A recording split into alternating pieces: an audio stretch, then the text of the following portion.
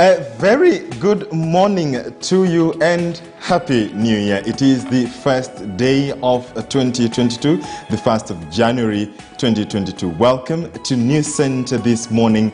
My name is George Maringa, and for the next half hour, we shall be informing you with what's making the headlines from across the country and beyond, and also as we continue to spread the cheer of the new year. And at this point, we shall begin with the newspaper watch. We shall be telling you what's happening on the headlines. You can as well grab your copy of the Standard newspaper, the bold newspaper in the country, and of course the front page has so much to do with the New Year cheer, because you can see some fireworks here, and of course much is being said about the persons who will shape the economy in 2022, key players to watch in the Uhuru succession, and actually there is some good news of hope, what Kenyans expect in the new year. And I will invite you to engage us on our social media platforms at KTN News KE, at George Maringa _ the hashtag to use is News Center. We thank you for joining us.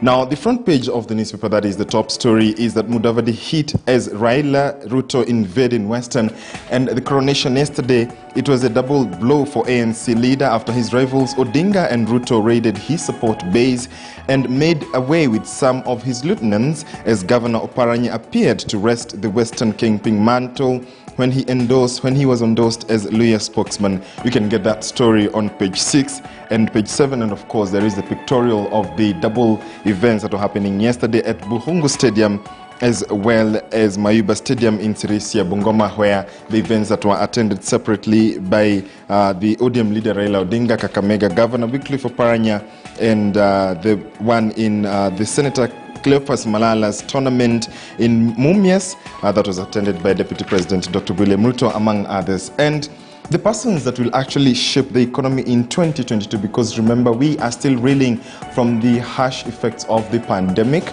We have Ukur Yatani, who is the Cabinet Secretary for the National Treasury. And Ukur Yatani is the man to watch because he is the man in the eye of the storm. He is expected to guide the economy from the turbulence of the COVID-19 pandemic. And last year, the economy contracted after the government put in place containment measures aimed at curbing the spread of coronavirus, and a lot of businesses were shut down, rendering a lot of workers jobless.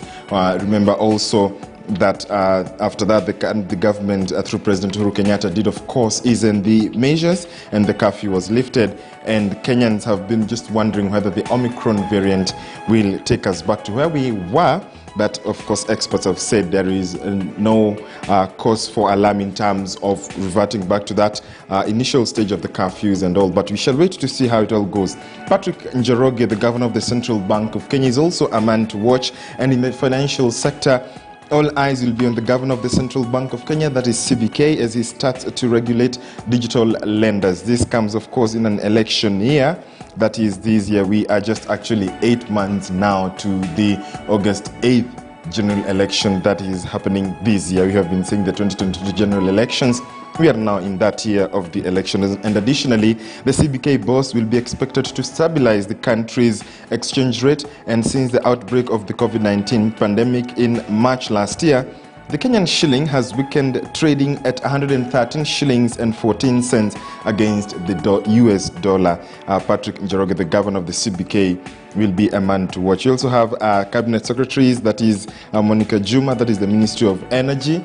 Remember, energy costs have been skyrocketing, they have been hitting the roof, and Kenyans have been complaining and crying a lot because this affects their day-to-day lives, and Kenyans are begging a lot of hopes on the low cost of electricity on Monica Juma, Dr. Monica Juma, who was recently appointed the CS for Energy, and on her appointment, she was tasked with the implementation of recommendations by a task force that had been reviewing contracts between Kenya Power and electricity producers. Of course, she will be a lady to watch. James Mwangi, the CEO of Equity Bank, and Joshua Igara, the CEO of KCB Bank. Alan Kilavuka, the CEO of Kenya Airways. Remember, it was voted the best airline in the last quarter. You did see that in the news as well.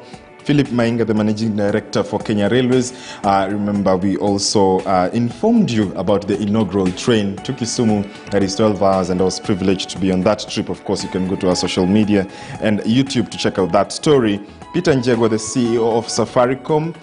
the tech mogul, that is the service provider, the leading service provider in the country, and he will be leading Safaricom's foray into Ethiopia, critical for both the company, but also not only for the company, but also for Kenya, whose interest in the Horn of African country remain limited despite being a neighbor. We also have Peter Mathuki, the Secretary General of the East African Community, Ezra Chiloba, the new Director General of the Communications Authority of Kenya, and Richard Ngatia, the President of the Kenya National Chamber of Commerce and Industry. You want to know why they will be key people to watch?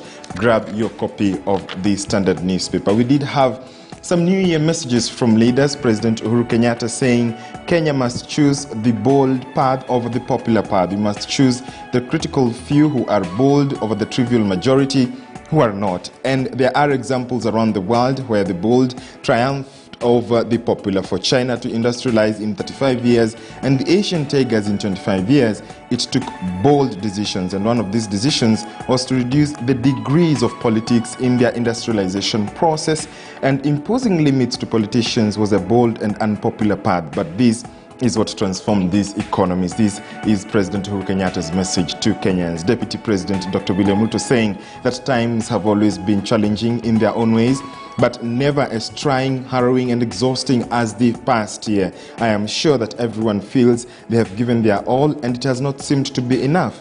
Millions of Kenyans would do more given a more friendly environment to work, use their creativity and talents. And at the bottom, where survival is a daily triumph, there are abundant lessons learned, dreams that refuse to die, hope that flows abundantly. So this is just more even coming in from ODM leader Raila Odinga, ANC leader Musalia Mudavadi, Wiper leader Kalonzo Musyoka, Baringo Senator and KANU National Chairman Gideon Moi, Garissa Township MP Aden Duale, former Justice Minister and NAK Kenya Party leader Martha Karua, as well as Chief Justice Martha Koome. Their messages are here as they continue to wish Kenyans a happy new year. You can grab all this in Kenya's bold newspaper, that is the Standard newspaper, where you can get much more, including the hope that, of course, on the economy, what Kenyans expect in these